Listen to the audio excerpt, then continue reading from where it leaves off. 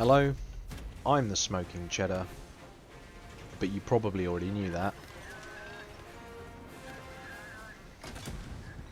Someone asked for the Super Heavy. Welcome to another episode of Unit Builds. This week we'll be discussing the Super Soaker. The Super Heavy everyone's scrambling to get. We'll be looking at the tech, advanced and modern. We'll be looking at the officers, the trained skills, and also how we can use this unit. Survive and keep on fighting. So, the Super Soaker. What is it? What do we need it to do? And what officers do we need? Well, the Super Soaker, it's going to be the biggest base-to-base unit that is going to be available to you if you are in the tank tech tree. The whole point is it drives up to an enemy base, it starts a fight with the enemy base, it receives damage while artillery units are hitting said base. Perfect for base-to-base fighting, perfect for large AGs. All round it's a very desired unit. So we want to have officers that reflect that. With this series of videos, we're looking at min-maxing our unit builds, and we're looking at also predominantly what trained skills to use and the reasons why. We're also assuming once you're at this stage of the game you have at least the advanced tree unlocked to the end but not necessarily completed, and maybe some tech in the modern tree, or you're thinking of advancing onto the modern tree. So this is in the advanced tech tree. Land battleships.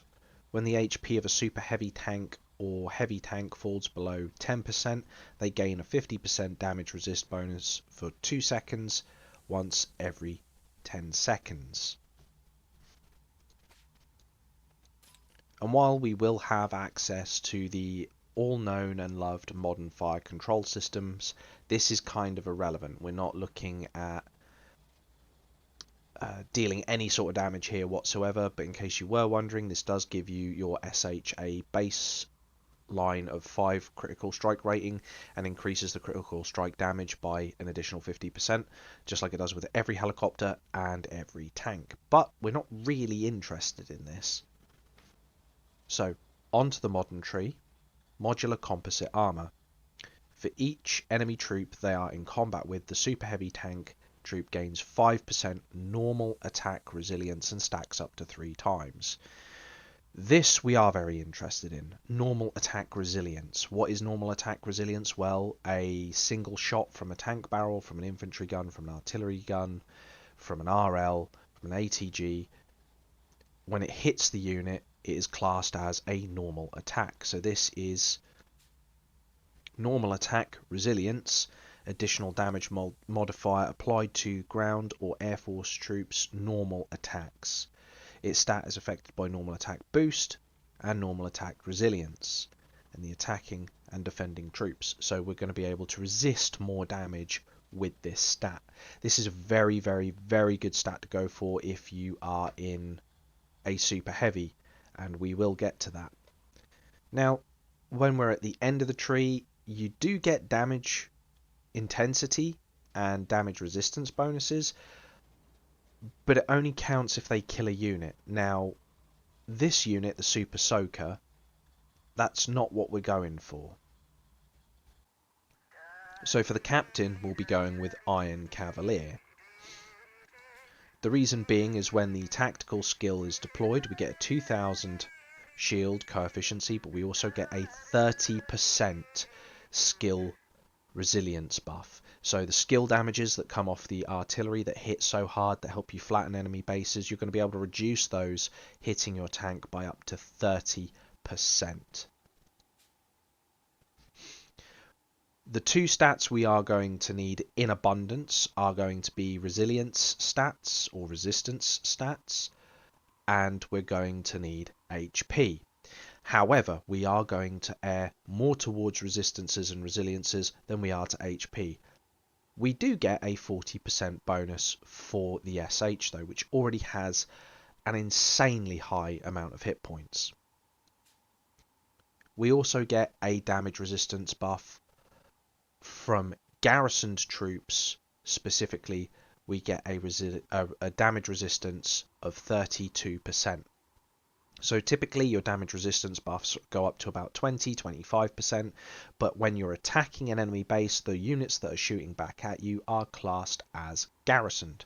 So you're gaining a bonus here by using this guy on an SH or an MBT just by attacking the enemy base. He becomes harder to kill.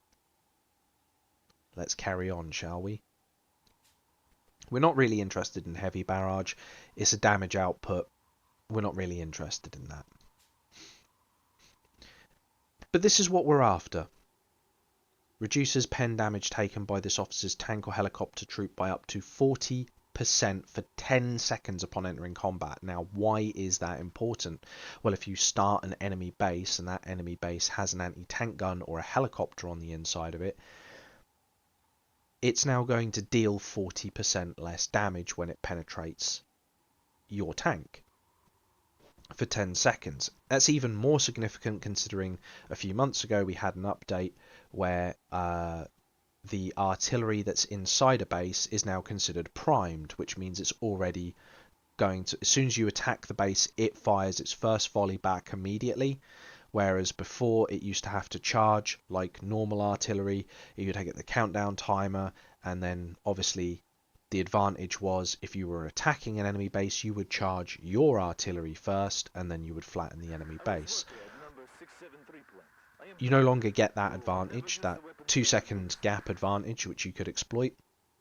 Basically, this offsets that new damage output from an enemy base. So if they do have an anti-tank gun in there, for 10 seconds it's going to be dealing 40% less damage to your SH, which is extremely spicy. It's something that you really, really want on there, really badly. So Svalinn needs to be the aid.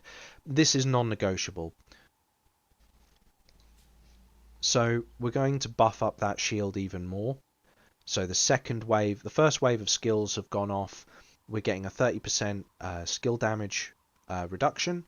We're also getting a 2000 coefficiency shield. If the shield itself hasn't been depleted, it gets a top up from this guy. If it has been depleted, you get another 1-2 seconds later regardless, and that's going to be close to another 2000 because you're getting a 25% bonus on top of your 1500.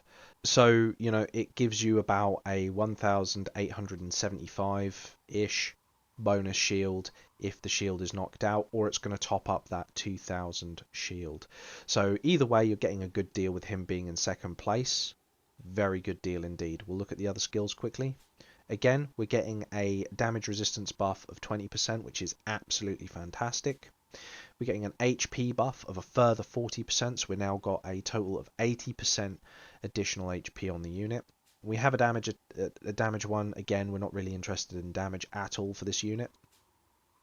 But this is the other reason why. So at the start of the combat, you are receiving 40% less damage taken. This triggers at the end of combat, or the end of the unit's lifespan.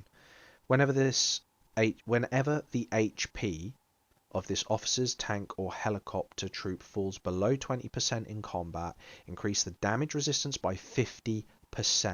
That's huge. But if you're in an SH, you get a further 30% on top of that. That's 80% bonus damage resistance for a total of 10 seconds. That makes it very, very, very difficult to kill an SH if you stack the trained skills correctly. And correctly you shall. So, what have we learned from the tech trees? What have we learned from the 2 key officers? And from what we want to do? We want to start fights on enemy bases. Okay, damage resistance and HP. Damage resistance and HP. Damage resistance and HP. On Iron Cavalier, The first skill we would like to go for is this one. This reduces the normal attack resilience that would otherwise be dealt by things like helicopters and anti-tank guns and other tanks by 30%.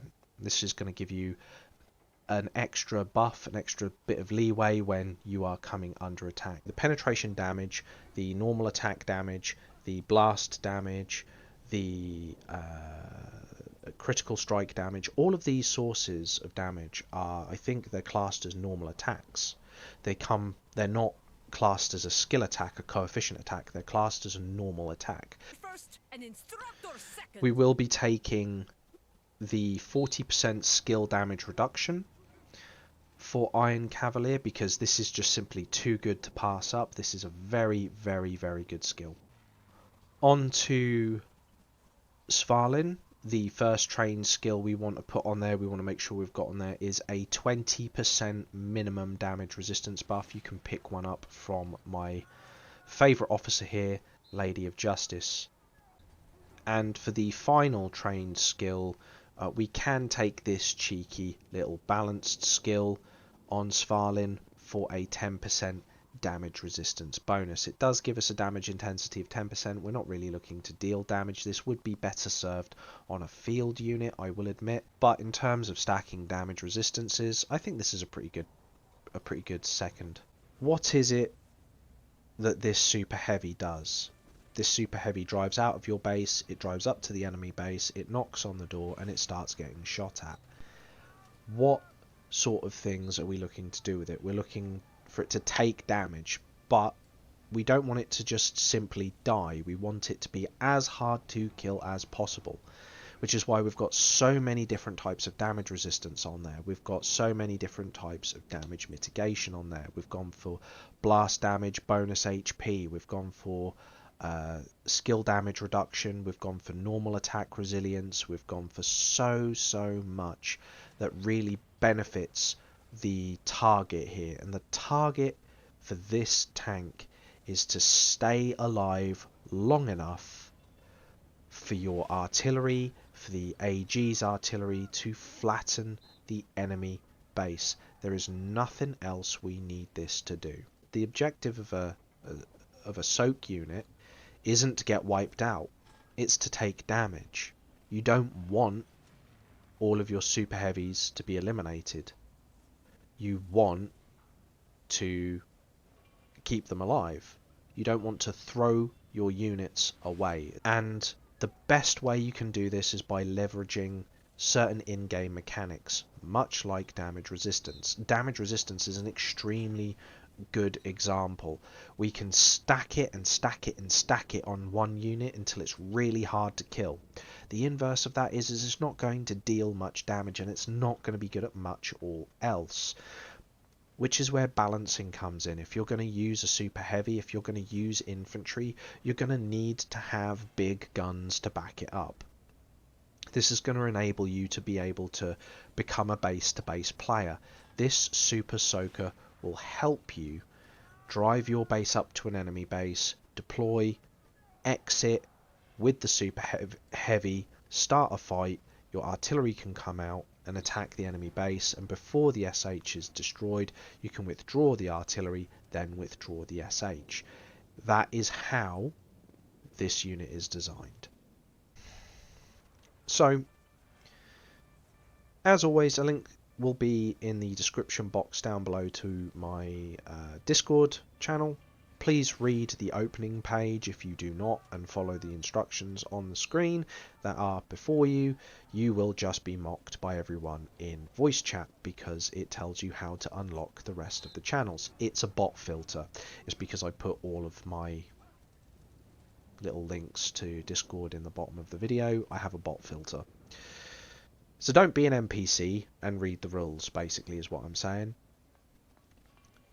And be aware there is degeneracy involved in that server. Just be an adult about it. If you don't like something, there is an off button on your device, on your PC, on your phone. I've now I've now recorded this video twice in one evening.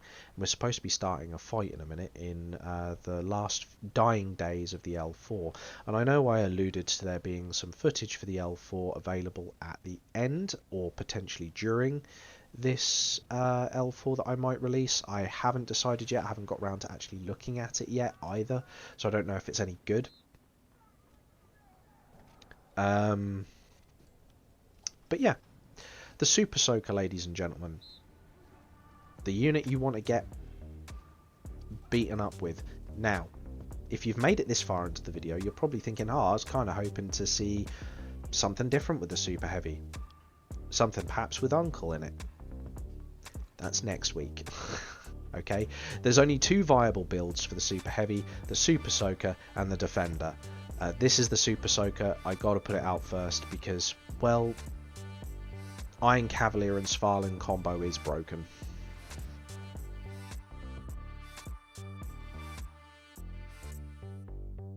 So I'm famous for messing up the maths here, but I'm sure you can work it out as being close to the 18,000, the